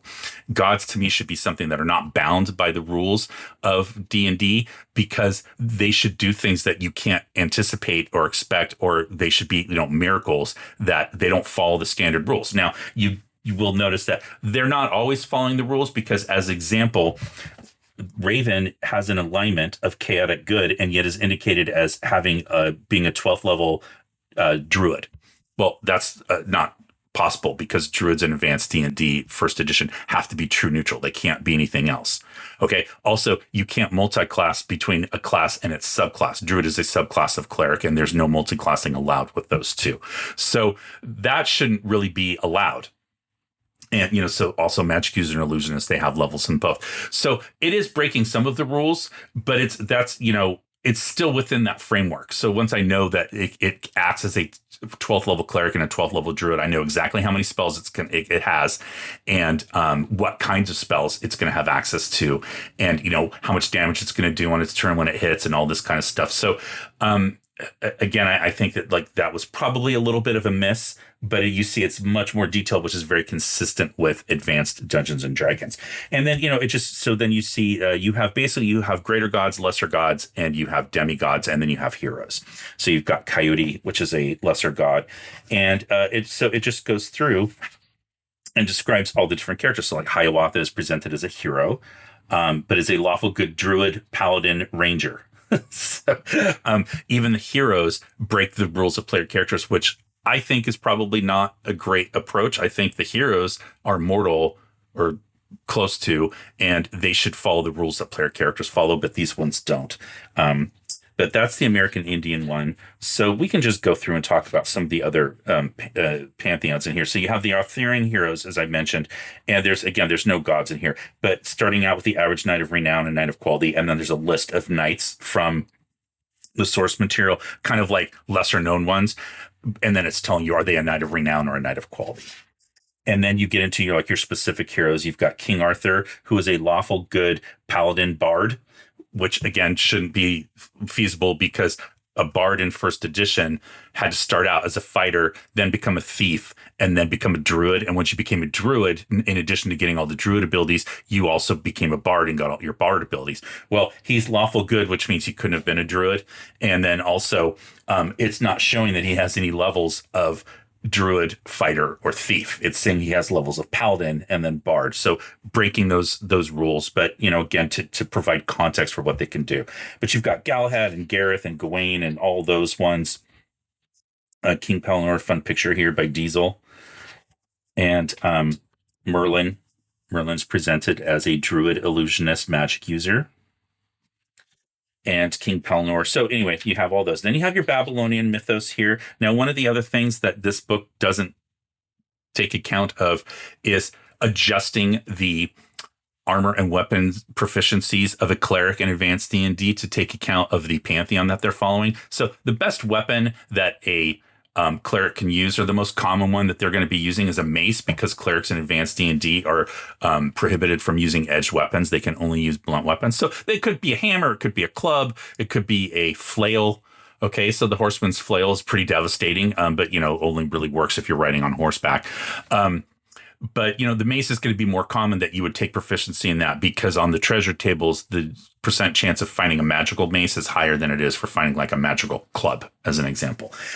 But like, why would a cleric of the American Indian mythos be using a mace? Why wouldn't they be using like a bow and arrow? Like, so that's a miss on this one as well. I think we've talked all about why clerics use blunt weapons and stuff. I have a whole video on the cleric class where I deal with that.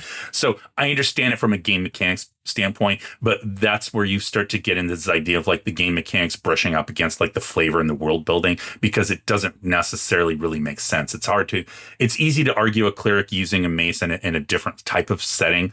Like a Babylonian setting, you see they've got maces here, these two people, which I'm assuming are clerics, not gods. So that makes more sense. I could see that. But like I said, like the American Indian ones always kind of threw me off. Okay, but you have your Babylonian mythos, and then you have your Celtic mythos. So some of these are new. Some of them are repeating from Gods, Demigods, and Heroes. So actually every pantheon that's in Gods, Demigods, and Heroes, with the exception of the Conan, the Hyborian, Robert E. Howard's Hyboria, that's not going to be in here, but every other one is going to be in here, plus more. Okay, so there's your Celtic. I always like this picture of the Wild Hunt. That's by Jim Rosloff. So that's a fun one. Okay, and then you've got your Central American mythos. That was in Gods, Demigods, and Heroes as well. And another thing, just pointing out the artwork again, that's another big thing with this book that I think is a huge improvement, is the amount of artwork is much bigger. Almost every god in here is going to get an illustration. Not all of them, but almost every one. But it's going to be brand new art, and the art's generally pretty good. Like, look at this. I can't pronounce this, but that's kind of a fun picture there. That's by Jeff D. And then you've got Tlaloc, the rain god. I think that's by Tramp. I would assume Trampier, just based on the style. So I quite like the art in here. It's very evocative. Okay, so then you've got your Chinese mythos. So in the Gods, Demigods, and Heroes, this was called Far Eastern, but it's pretty much the same. It's just expanded. Okay, so here you go. Here's our first thing that's going to add a little bit of controversy.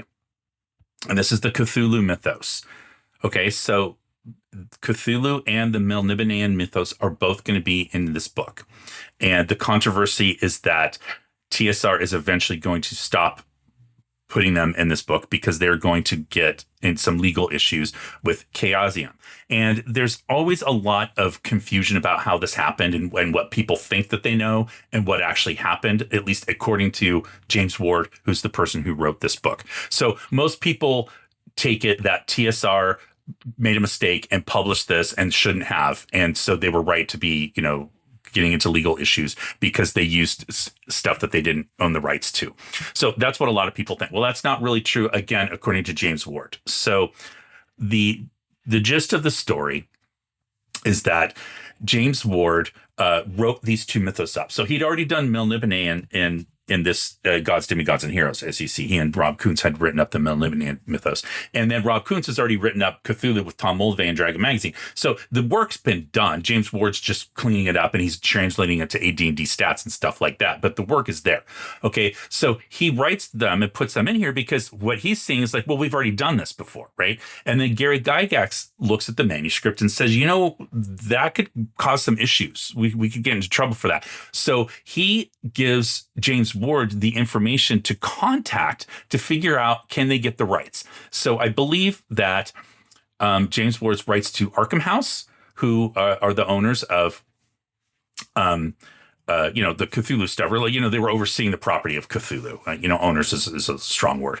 Okay, so he writes to Arkham House, and then he also writes directly to Michael Moorcock, okay, or at least through his agent or whatever, and says, we're publishing this book. We want to put your things in there. Can we put this? And they both say, yes, you can do this. So Arkham House says yes. Michael Moorcock, or through his people, at least say yes.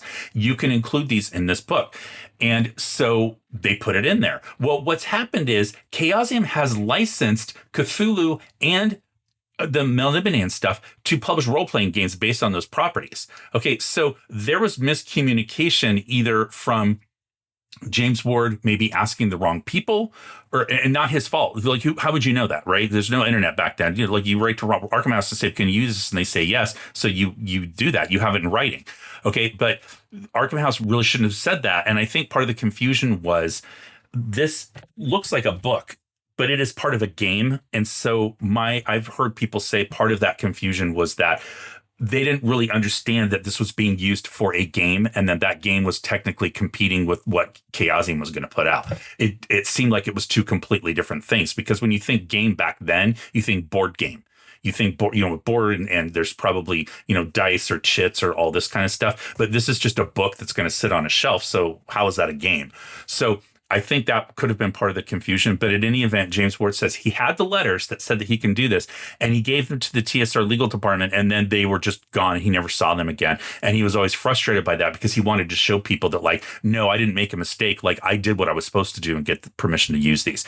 But what's going to happen is that Chaosium is going to send a cease and desist essentially to TSR and say, you can't do that. We have the rights to publish this. We paid for them. And rightly so. They paid for it. They should be able to do that. And there's a lot of back and forth. Now, TSR probably could have won in a battle because they had proof that, that said that they could use this. But they didn't want to fight. So the TSR legal team decides to basically cave, and they're not going to fight this. But they already have this book out there. They've put all this effort into publishing this book. And so they're going to come to an agreement with Chaosium that they can continue publishing this book if there is a section in the front, a thank you. And that is what is in this book here. So it says, special thanks are also given to Chaosium Inc. for permission to use the material found in the Cthulhu mythos and the Melnibonéan mythos. So that is a way that you can tell which version of the book this is, which printing. The first printing that has Cthulhu and Melnibonéan mythos does not have that thank you in there. So if you have that book and you don't, and if you have those two mythos in your book and you don't have this statement in here, then you have a first printing. If you have the Cthulhu and Melnibonéan mythos in there and you have this thank you, that is a second printing. So that's how you tell those two apart. And we'll get to the later printings later on and talk about that.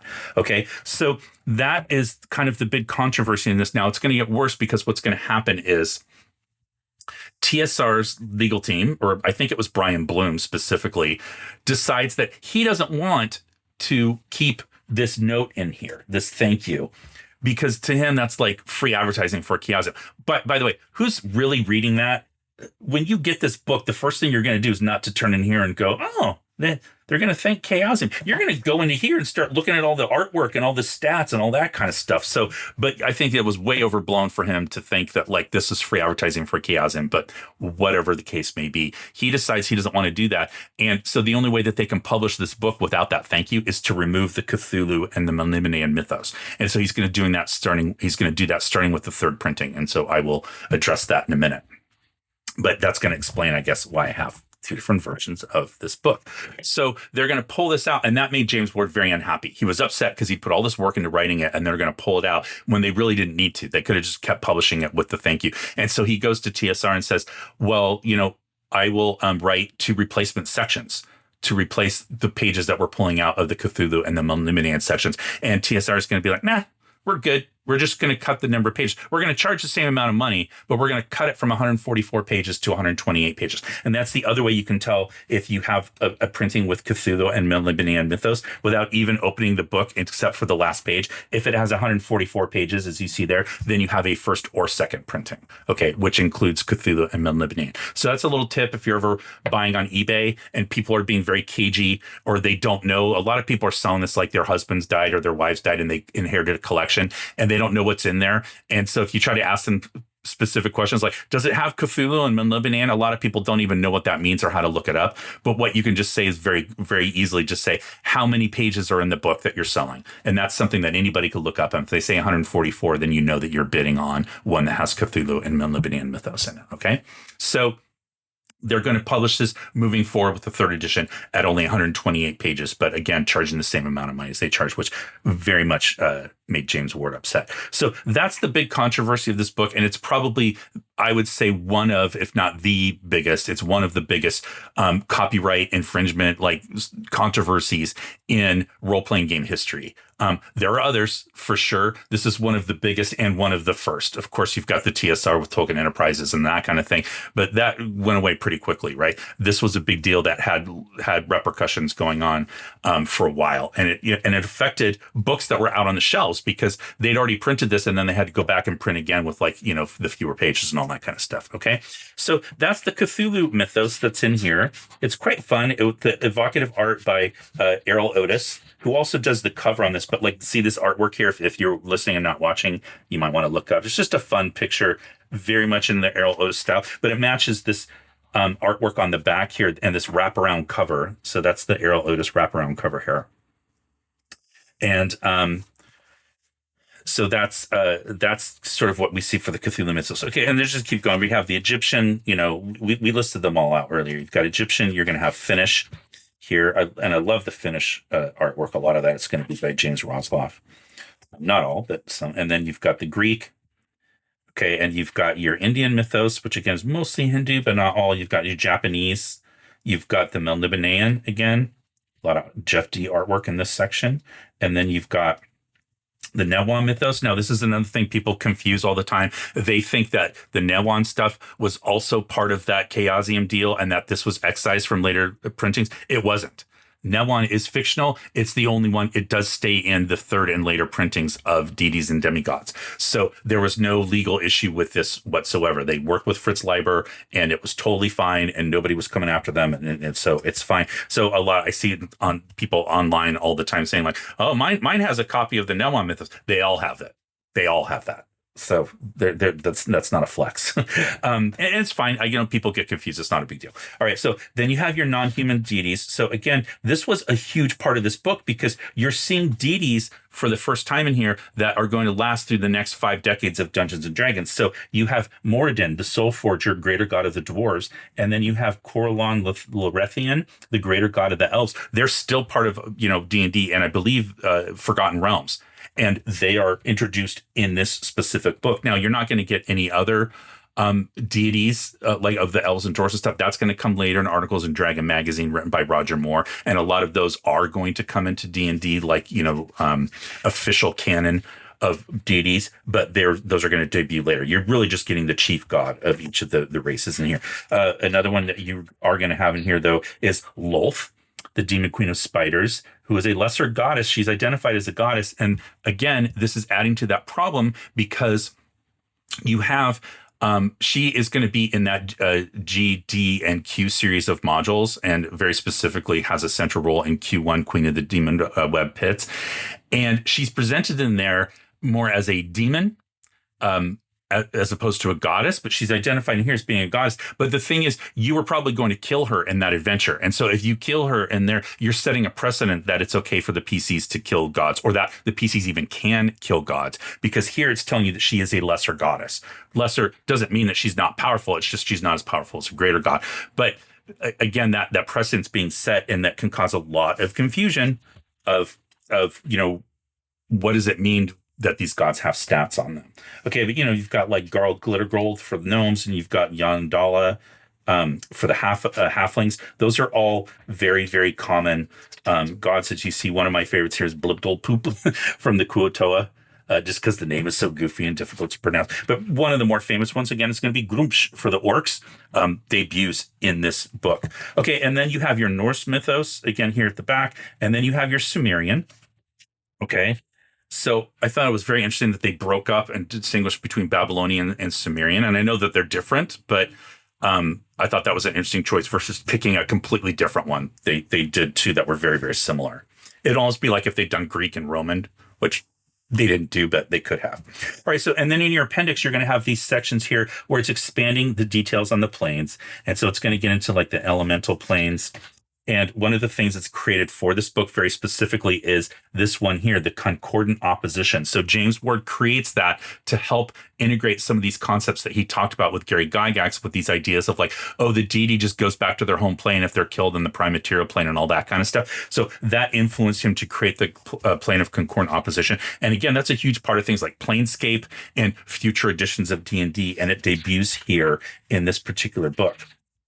Okay, so that's kind of like a look at what we see in here. So differences in this versus gods, demigods, and heroes. It's obviously, this is cleaner. It's much better organized. The mythologies are presented in alphabetical order. There's a table of contents, so you know where to find things. There's bold headers. There's no way, and it's like the top of every page tells you what section you're in, so you know exactly where to look when you're looking for things, unlike gods, demigods, and heroes. There's obviously better art. We talked about that. All of the pantheons from here are going to be carried over except Conan. And so now we can kind of talk about, like, is this book useful today in modern games or OSR style games, or again, like Daggerheart, Pathfinder, Shadow Dark, whatever you're playing? What can you take from this book? Well, you can use these divine stat blocks for inspiration, as far as like things like the symbol and the worshiper alignment, but even things like, their character classes can kind of give you an idea of what kind of abilities that they might have. I wouldn't use it that way necessarily, but you don't have to use the mechanics. It's more like the flavor. When you know that, King Arthur is a paladin bard, that can kind of tell you a little bit about how you would role play him, I would say. The summaries at the beginning of each section. So this is great stuff, because this is something new in this game, or in this version of the book versus Gods, Demigods, and Heroes. They're going to summarize the role of a cleric in this, or a worshiper for this pantheon, and each one is very different. So it's going to talk about rituals and seasons and the dress and what they're going to wear and what they're going to do when they enter battle. And every section has something like that, and it's non-mechanical based. It's really more flavor, and so that is stuff that you can use in any, for any game, for helping to identify and, inspiring you to create that kind of detail for your own home brew. Like if you're making your own gods and your own mythologies, that kind of stuff is very helpful to understand. Like, these are things that players might want to know so that they can help ground their cleric a little bit better in that world, right? So I think that's very helpful. There's a lot of stuff in here. The magic items and the monsters there. I would say there are fewer monsters in here than we saw in Gods, Demigods, and Heroes, but there are some, and they're ones that you can easily port into like any OSR system, because the stats are going to be very, very similar. AD&D versus, old school essentials versus, second edition AD&D if you're playing that, or if you're playing BX, or like a basic role playing, like all that kind of stuff, right? So all of those are things that you can steal for your OSR style games. Okay, and then the art again, is really great. So it can be very, very inspiring to kind of just help give you ideas. And then lastly, there's these tables in the back, which I think are really, really helpful. So you have your clerical quick reference charts. So as you see here, basically it's going to tell you the deity name, their sphere of control, what animal is associated with them, and then whether their clerics can be male or female or both, or if they can also be non-human. And then it's going to tell you where what they wear on their head and what they wear on their body, what colors are associated with them, what their holy days are, and then their sacrifices, like the frequency and the form. So, and then their place of worship, whether it's temples or anywhere or fields, homes, ships. So this is in here for every god in here. So you see it's a pretty long section, but this is again a little handy cheat sheet, and you can use this in your home games. Again, if you're handing out a campaign document, make a sheet like this, like a reference sheet for your gods that your players can just scan really, really quickly, rather than writing like an 8-page document about the gods. Okay, so that's an idea that you can put in there. So I'd say it's better for the lore than for the mechanics that are in here. One of the really interesting sections in this book is going to be up here in the front. It's the section on mortality and immortality. And it specifically tells you in here that another difference is, it says, when a being from the prime material plane dies, its soul or spirit goes to one of the outer planes. Okay, but up here it tells you, AD&D assumes that the anima, that force which gives life and distinct existence to thinking beings, is one of two sorts, soul or spirit.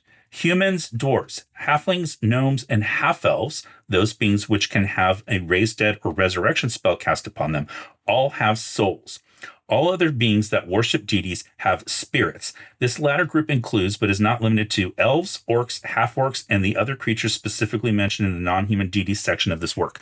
So that's a huge deal, and it's kind of buried in this section here, but it's telling you that elves have spirits, not souls.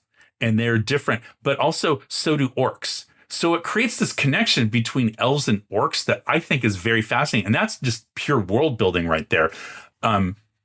And it's a thing that I think a lot of people overlooked, but I think that could be a really fun thing to explore in games. And a lot of people don't really talk about it anymore. Old schoolers do because they remember this, but like it's not really addressed as far as I know in like modern editions of D&D. And I think it's a fun thing to look at because there is implications of like, why is it that elves and orcs are the same in that manner? And why is it that a half orc has a spirit just like an orc does, but an elf has a spirit, but a half elf has a soul? So that's never explained. The half races, they should be the same for both. It should be both souls or both spirits, but it's not. It's one of each. So I find that very, very interesting. And that's a fun thing that's in here to explore. And like I said, it's kind of buried in the front here. So as far as like what these books can tell us about D&D philosophy that was happening at the time, well, I think, the designers believed in mythic level play. This is part of the game, and that's why these books were written. But they don't necessarily agree what it meant or how to implement it. And we see that change over time in articles that people are writing in Dragon Magazine, and the way that this information is presented in these two books is very, very different. Okay, so we know that TSR was comfortable with mixing of public domain mythologies right alongside copyrighted fiction, and then throwing in some like current modern real world face and just putting that all together in a big stew and mixing it up to see what we get, right? And I think that it does kind of just show that like they're kind of just, and this is not a bad thing, they're making it up as they go along. They're responding to the market. They're responding to what players are saying. They're responding to what people are writing in articles in Dragon Magazine. And they're trying to build something from that and put out product that they think people will want, that will also imply how the creators think that you should be playing the game. So they're putting this book out because the implication is you should be doing detailed stuff on your deities in your game. And here's an example of how to do it. So, I think a fundamental flaw, again, we talked about in the construction of these two books is that it's introducing stats, which is in direct opposition, I think, to the spirit, no pun intended, in which these books were intended, which was, presenting faiths and pantheons, but instead it starts to look like just another monster manual. Okay, so, again, we talked about that. But it is planting the seeds for how deities are going to be portrayed in future editions of the game. All right, so one last thing on Deities and Demigods specifically here. So you see I have two. This was the first one I got. This was a gift from my mom. It was the second D&D book that I ever got. So my Moldvay box set I got in the spring of 1982 for Easter. And then later that year, I got the Player's Handbook for Advanced D&D. And then this, I believe, if I remember correctly, was a birthday gift. It might have been Christmas, but I think it was birthday of 1982. And so this is the second book I had. And I had this forever. And I didn't realize that I had a later printing that did not have Cthulhu and Melnibonéan mythos. Because again, no internet. I wasn't even aware that existed. So I spent so much time reading this book. I took it to school. My mom wrote my name in here for me so that, I could remember that it was mine. And once I discovered that there was a Cthulhu and Melnibonéan mythos in a Deities and Demigods, I had put it on my list of something I wanted to acquire. And I finally got a copy during the pandemic lockdowns back in, winter or spring of 2020, because, you were saving money. You weren't going to restaurants. I wasn't going to the pub. I wasn't buying comics because they weren't publishing any new comics. And so I saved up and I bought this on eBay for about a third of what you could probably get it for now, as more and more people kind of discover this stuff and are getting into old school D&D. But you can just tell this is not my original copy. And you can see it's the spine is kind of wrinkled and worn. You saw there were some stains on the inside of the book here, in these pages. And, I typically don't have that in my books. So you can just tell the difference. There's a sheen on this cover, my original one. I just kept it in very, very good shape. The spine's very attached. It's very crisp. And so, but that's just me. I just take care of my books differently. Now, you can see a difference here in the cover, which is that this original, well, this is a second printing with the Cthulhu and Melnibonéan, has this purplish cover, and this one's more blue. Okay, so that's a way you can tell differences in printings. The other one is that, very interesting, this, I told you, it does not have the Cthulhu and Melnibonéan mythos. You see they're not listed here. However, it still has, it's not there, it's here. It still has that thank you. Special thanks are given to Chaosium. So they went through all this trouble of pulling Cthulhu and Melnibonéan mythos out, but then they forgot and left the thank you in here. Okay, so the way you can tell which printing this is because it says 15 pantheons. Remember, this one said 17. So this one says 15 and it has a thank you. That identifies this as being a fourth printing. So the third printing is going to remove the Cthulhu and Melnibonéan mythos. It's still going to have the thank you like this one does. However, the back mistakenly says 17 pantheons, even though it was only 15. Then they correct it to 15 with the fourth printing. And then with the what they call the fourth plus printing, they're finally going to get rid of this special thanks, and it's going to say 15, and that's kind of the one that should have been done. Once they decided to get rid of the Cthulhu and Melnibonéan, it just took them a few tries to get the numbers correct and everything lined up. And then what's going to happen is there's going to be a fifth printing of this book that's going to be published as part of the Orange Spine series starting in 1983, and they're going to change the cover and the title to Legends and Lore, covered by Jeff Easley. The interior, the contents are going to be the same as that fourth plus printing. So no Cthulhu, no Melnibonéan, no thank you to Chaosium in there. And that's going to be the Legends and Lore version of the game, which Gary Gygax hated that name. He thought it was kowtowing to a group of people who weren't going to buy the games anyway. But TSR was trying to make it more family friendly and get away with this idea of gods. They didn't like putting deities and demigods in the title because they thought it might scare off people who would complain. And again, Gary's thought on that was that why bother? They're not going to buy it anyway. Okay, so that is that quick look at that. Now, something else that was going on during this time, as we talked about, is what else was happening within other companies that was pushing TSR to try to put this out. I've already talked about Cults of Prax, okay, and Chaosium and RuneQuest, but what were some of the other companies doing? Well, you've got Tunnels and Trolls, one of the earliest competitors to Dungeons & Dragons, first published in 1975. So interestingly, Tunnels and Trolls doesn't really explore religion all that much. It's part of the game, but it's very different. I would say it's more narrative. The deities aren't really statted. They're more kind of just eccentric and powerful. And there's no cleric class. They very specifically don't have a cleric class, which there's an implication there that then maybe religion is not as big of a focus for something like Tunnels and Trolls as it would be in other role-playing games. Okay, then you have the Arduin grimoires. So I've talked about these before on the channel. I have a whole video dedicated to this, but just as an example to show you the levels that this was going on. So this is going to be published in 1977. This is Arjun Grimoire Volume 2. And so this is just it's sort of like someone else publishing sort of like their house rules for D&D. If you don't know what Arduin is, that's a short version. It's not doing justice to it, but that'll help you kind of understand what we're looking at here. So one of the things that we're going to see in here is a new character class called the Saint. So it says, basically, a saint is a cleric that never uses arms or armor because of his or her complete and total belief in their gods. So a whole character class called a saint, there's an implication that, religion is going to be important in here. Now, another thing that we're going to see here is this section here, principal religious sects in Arduin and the world. Now, remember, this is published before Deities and Demigods has come out. It's post Gods, Demigods, and Heroes, but it's very much in that same time period.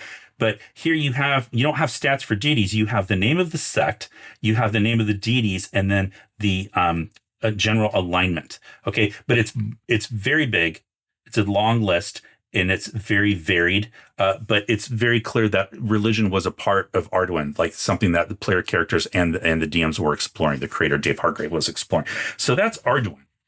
And then the last one I want to talk about is Empire of the Petal Throne, first published in 1975. Now, this setting dates back to the 1940s by its creator, M.A.R. Barker. But he was creating a game on it, actually, when he is introduced to Dungeons and Dragons. And at that point, he then decides to use Dungeons and Dragons as the rough framework to write this game. And so this is very much compatible with original D&D, shares a lot of similarities. I have a whole video where I talk about Empire of the Petal Throne. But one of the things that I wanted to address in here is the use of religion. And so this is sort of like a combination of a game system and a campaign setting all in one.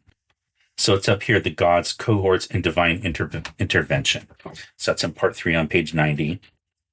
So if we get to that section, what you're going to see here, and remember, this is also published before both Gods, Demigods, and Heroes, and before Deities and Demigods. So, and this is published by TSR, so they have access to this. But it's going to talk about the gods and cohorts, and like it says, all types of characters will find it helpful to serve one of the gods and one of their cohorts.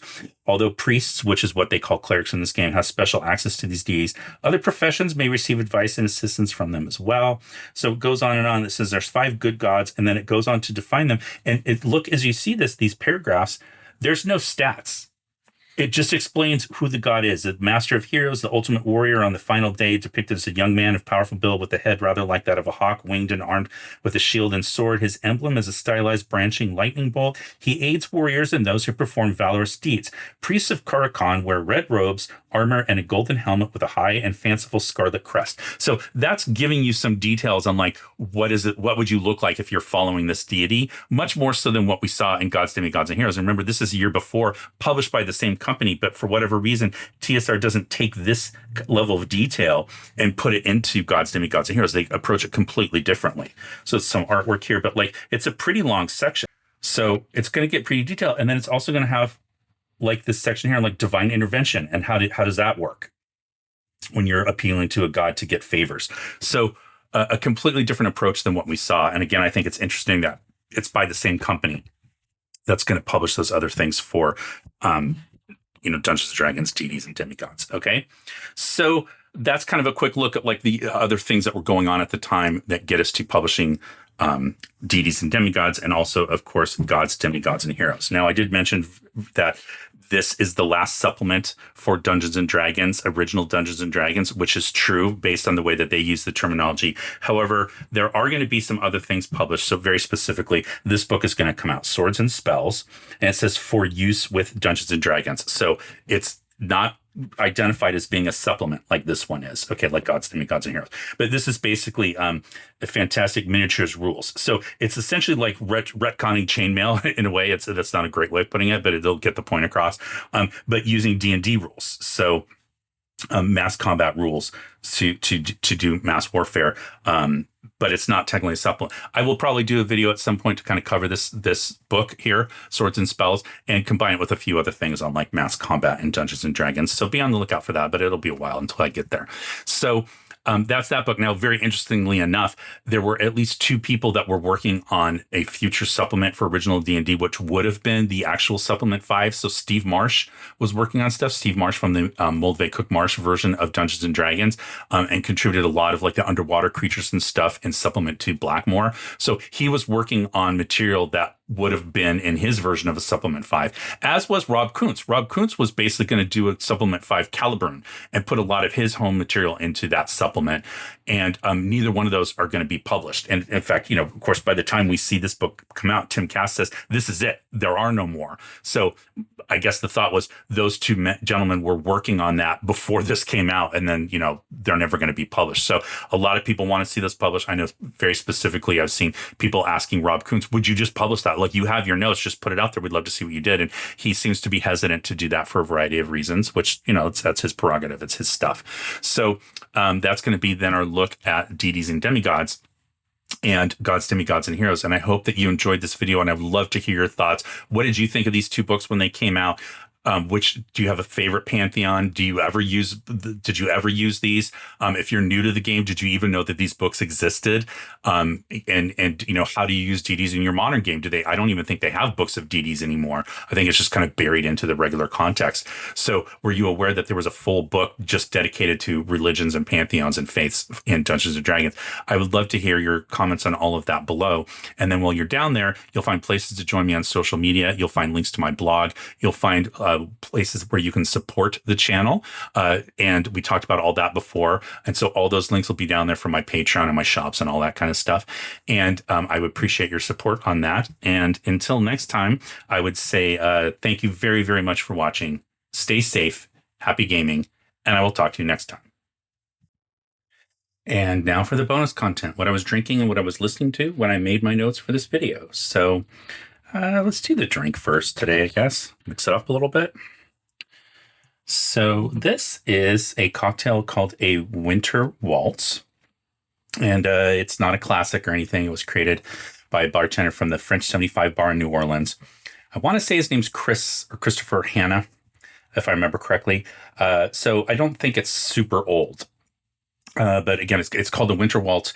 And now I've seen it described as a riff on a Sazerac, which I'm not really sure about that. But it's a simple cocktail of rye whiskey base. So it's 2 ounces of rye whiskey. And then it says to add Amaro. And it didn't specify, the recipe I saw didn't specify, but I was trying to keep in the winter theme. So I used a Braulio, which I've talked about here on the channel before. But Braulio is an Alpine style Italian Amaro, which are, bitter liqueurs. But it has a little bit of like kind of a little bit of kind of like a menthol cooling effect to it, that Alpine style. But still herbal, bitter, and then also calls for this is the surprise ingredient that's called allspice dram, which is typically found in like tiki drinks, but it's a liqueur with allspice flavors. And my friend Jeff actually made homemade allspice dram before, but I'm out of that one. So this is a store brand bottle. I think it's St. Elizabeth is the brand. So it's adding kind of like that warming, spicy flavor to it that's going to complement the spicy notes from the rye. And then you're getting kind of like this cooling effect from the Braulio, the Amaro. And of course, it's going to be bitter because of the Braulio as well, but only like a half ounce of that, and then a quarter ounce of the allspice dram, and then a couple dashes of Angostura bitters. Okay, so that's the base of the drink. Now, I mixed it up a little bit because I rinsed my glass with Fernet Branca ahead of time. I know a lot of people don't like that, but I like it, and so I thought it would work really well to, again, complement that kind of menthol cooling effect that you're going to get from the Braulio. And now, interestingly enough, this is an all-spirits cocktail. However, the recipe called for shaking it. We've talked about this before, but typically if you're using all spirits, or, sugar is fine, you want to stir. So like an old-fashioned, you're going to stir. If you have juice, citrus, or cream, anything like that, you're going to want to shake so you can better incorporate the ingredients. So this is an all spirits drink, and it called for shaking. And I think it's because they wanted this foam on top to kind of represent maybe like a snowy winter landscape. Now, another thing that's a little odd with this one is they're going to garnish with a star anise pod, which smells good, but you don't eat the star anise pod. So I get what they're going for because you're adding that aroma, but I don't like garnishes that typically just kind of just sit there and don't really do a whole lot. So, I guess you could argue that the lemon peel, you're not going to eat the peel, but at least you're rubbing it around the edge of the drink. You're putting the oils into the drink. So this is just like you're literally dropping it on top. But anyway, let's go to taste. So cheers. Happy holidays to everybody.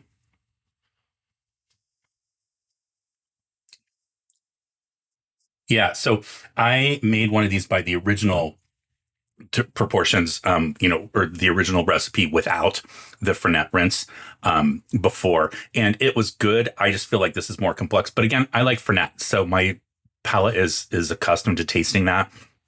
If you're not someone who likes Fernet, or maybe you've never had it before, it's a very aggressive, bitter spirit. And a lot, like my wife can't stand it. Like a lot of people just don't like it. So maybe try it without, and mix it around from there. So that's the drink, the Winter Waltz. Recipe, of course, will be in the show notes. And then as far as the album I was listening to, it's the Christmas season. So today is December 5th on Friday, 2025. And I have a pretty extensive collection of Christmas vinyls. So I don't know, maybe 60 or so. And, and I only listen to them during the Christmas season. I'm not one of those. And like for me, that's like the day after Thanksgiving up until Epiphany on January 6th. So that might seem like a long time, but it's a pretty limited window to have a collection from your, record collection that you're only going to listen to for 1/12 of the year. So I do try to listen to all of them when I can. But this is Jazz Dispensary's Holiday Treats. So you've heard me talk about Jazz Dispensary before, but it's a label that puts out like old, forgotten, out of print, soul, jazz, funk tunes. Hard to find stuff that's no longer being pressed on vinyl. Like you'd have to go find it, like in a secondhand shop or whatever. And they kind of rediscover these things, and then they put them out. And these are all compilations. So they come out with one of these for every record store day, and then for every record store day Black Friday event. And so this was from 2016. This is the first Jazz Dispensary one I ever got. And I only got it because it was Christmas. And it turns out a lot of people passed on this one. They didn't get it. And because of that, this is the second most valuable record of my whole collection right here. So still has the Obi strip, although it is starting to kind of split a little bit, which sucks. But it has this kind of gummy bear design on the sleeve. And then you have your inner sleeve. And then I believe it's on red vinyl with kind of like this swirl. So red and white on one side and then green and white on the other. But just really fun, kind of goofy songs. So the Jive Turkeys play Get Down Santa, Booker T and the MGs. That's a classic. I mean, you can find that Christmas record everywhere, but We Wish You a Merry Christmas. Electric Jungle, Funky Funky Christmas. That's a great song. Rufus Thomas, I'll Be Your Santa Baby. Juan Torres with Pueblito de Belém. You have Joseph Bird on Carol of the Bells, Don Patterson, jazz pianist, jazz soul pianist, Santa Claus is Coming to Town, Kenny Burrell, jazz guitarist. You've heard me talk about him before. He plays My Favorite Things. That's another record you can get. It's on Blue Note. Rotary Connection, Peace at Last, probably my least favorite song on this album, just to be quite honest, although I have a friend that really likes it. And then last up is Pharaoh Sanders, who plays Prince of Peace, which if you've never heard that song before, be ready to be surprised because the title is extremely misleading. My wife cannot stand that song. She makes me turn it off every time. And so as a consequence, like I have to either play it in my office or wait until she's gone before I play this. But my daughter thinks it's hilarious, although she doesn't really like it. She just thinks it's more funny that my wife gets upset. But anyway, unfortunately, very difficult to get. You can find it on Discogs, but one in like mint that's sealed is going to run you like $300. So obviously you can go down from there. You can get an open one, but even that's probably going to run you around, between 50 and 75. So pricey. And then, when I say it's the second most expensive record in my collection, I'm looking at the highest price. Obviously, this wouldn't go from mint, so it wouldn't bring $300, but someone would pay for this if I wanted to sell it. But you can find, like, on streaming services, some people have rebuilt this playlist. There's only, like, I think one song on here that isn't on Spotify, and so they replaced it with a different version. But you can find it on a streaming service, and then what's fun about that is that once you build that or play that list, and then again, I'm talking Spotify because that's what I use. I know other people use different things, but it'll recommend other songs that kind of like fit that vibe, and you can rediscover like a bunch of other like funk and soul Christmas songs. That's just different from the normal stuff. And again, my point here is to help you keep out of your rut when you think that like you've heard White Christmas like a gazillion times and you're tired of it. Like I guarantee you haven't heard Funky Funky Christmas. I almost guarantee you haven't heard that this season. So give it a try and see what you think. I'd love to hear what people think about that. And let me know in the comments below. Let me know if you tried a drink. I'd love to hear about that as well. Something you can make during the season. You would have to buy, I'm assuming you have rye whiskey and Angostura bitters. Hopefully you do. So you can like make a Manhattan. But you'd have to go out and buy the Braulio or whatever Amaro you want to use. You could use Nino, you could use Averna, whatever. And then get some of that allspice dram. And then those are things that you'll have around for a while because you're probably not going to be using them that much. But that means that you can probably make the drink again next year. Okay, so cheers. Once again, happy holidays. Thanks for watching, and I'll talk to you next time.